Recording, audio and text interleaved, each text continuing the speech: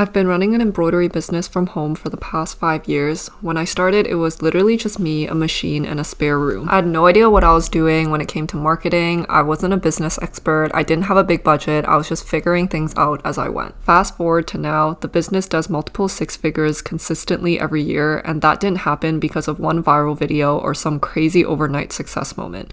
It happened because I slowly learned what actually moves the needle, especially in the beginning. I remember how frustrating those early days were. You have a product, you believe in it, but the sales just aren't consistent yet. You're posting, you're trying things, and you just don't know what's working. So in this video, I want to break down how I got my first 100 sales, what actually worked, what didn't matter, and what I would focus on if I had to start all over again. Before you hit 100 sales, you have to hit your first 10, which is completely different from the rest of the 90 that you have to make. That is because customers are a little bit hesitant when buying from a shop with 0 sales. That's just the harsh truth because people like to see reliability and trustworthiness in your small business. And if you have 0 sales, no one see that your products actually work or how it's like in real life. People want proof that your product actually works and that they had a positive experience from your shop. So not having any reviews and having 0 sales is a little bit hard at the beginning. Think of it as like trying a new restaurant that you've never heard of and you just walk in and there's no reviews and you know that no one's been there before. It's kind of a little bit sketchy and you might not want to go to that restaurant. You might want to go to another restaurant that has more reviews. The best way to get your first few orders is starting from the people you know, your friends, your family, acquaintances. Practice selling and also understanding how you can position your product to your customers. Your friends and family can help you give honest feedback on how you can improve your quality or the overall experience of your small business. That way you can learn from that and start selling online or start selling to people and strangers on the internet. That is exactly what I did in the beginning. I sold a few sweatshirts for very, very cheap to my friends, and then they gave me honest feedback on how the embroidery was, how the sweatshirt quality was, and how I could improve the overall experience, like packaging, also my thank you cards. All of that stuff was feedback that I got from my friends and family. But don't be alarmed if friends and family don't decide to buy your product. That's completely okay. This is just for market validation, just to see if you can sell your product, because if you can't sell it to your friends and family, it'll be even harder to sell to a stranger online.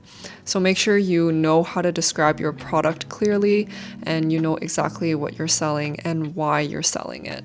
Number 2, now you need to make your shop look alive and active.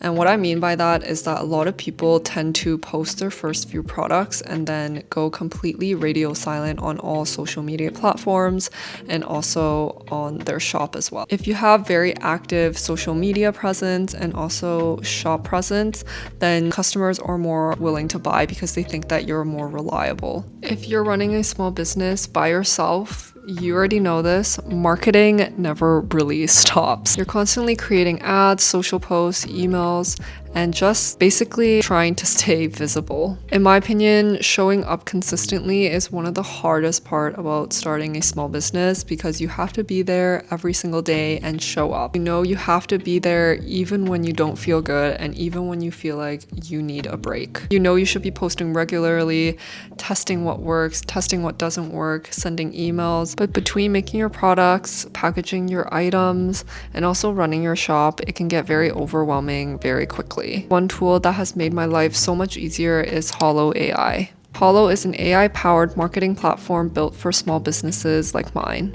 It helps you create on-brand ads, social posts, and email campaigns without ever starting from scratch. All you do is paste your URL into Hollow and it understands your brand instantly. Your tone, your messaging, even your visual style. It's like having a small marketing team inside one tool. One of the trickiest parts of marketing is keeping your brand consistent on all platforms like email, social media, your ads.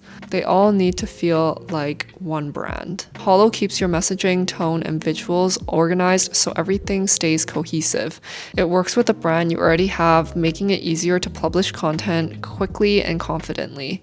This means your marketing looks polished and professional without the extra stress or hours of manual design work. For me, the biggest benefit has been the speed and the consistency that Hollow produces. It's especially useful if you're a solo founder or a small business owner that is wearing literally every hat that you can think of in the universe. Hollow isn't a general purpose AI tool. It's built specifically for marketing execution, which is a huge game changer and makes a huge difference when your goal is actually to get results. So if you're trying to scale your marketing, stay more consistent, and reduce the mental load that comes with content creation, Hollow is definitely worth checking out. I've linked it down below for anyone who wants to try out Hollow. Thank you so much, Hollow, for sponsoring this video. People always ask me what they should be posting on social media for your small business, especially in the very beginning, because you have no idea what you want to post. From my past experience, I think it's really important to have highlights for your Instagram, because people can see that you're a legit shop and it remains on your profile the first thing people click on when you go into a profile. So I like to have a highlight for behind the scenes, so things I'm doing on a day-to-day basis for my small business, one for my studio, so photos of how my studio looks like, my embroidery machines, my setup, so people know it's a home-based business and I'm not just drop shipping random things to strangers online. That way I'm more reputable and people trust that I'm a small business owner that hand makes their products. Once you do get a few sales, it becomes really critical that you are consistent online and that you remain that way. So I also like to put highlights for any time that customers post our products and tag us.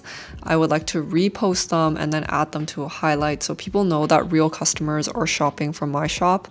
A way that I get people to post more of our products and tagging us is putting it on our thank you cards.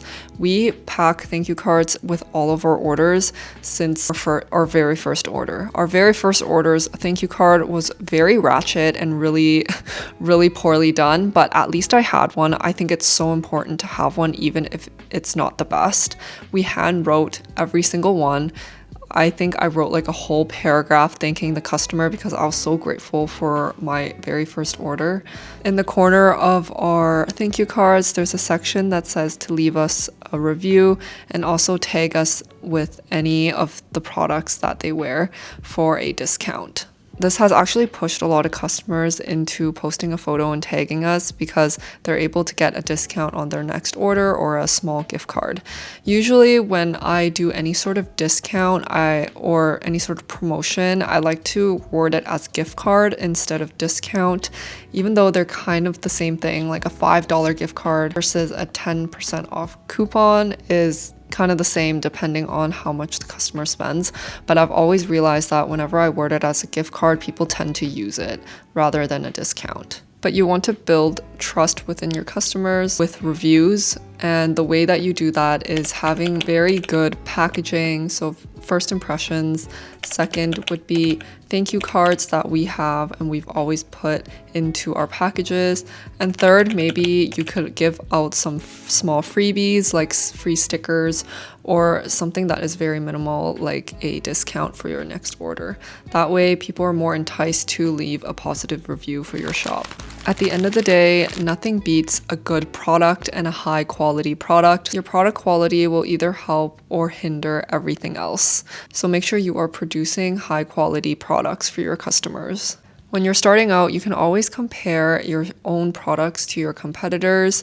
What are they doing differently and how you can position yourself within this competitive market. Can you improve the scent? Can you improve the packaging? Can you improve the overall quality of your product or the usability? And are you offering better value than your competitors? Just remember that a strong product can overcome 0 reviews and 0 sales on your shop, but a poor product will make your marketing a lot harder to do. And that wraps up my video on how to make your first 100 orders. I hope this was helpful to someone out there who's starting to build your small business. Good luck, and I wish you all the best. Thank you so much for watching my video. Bye.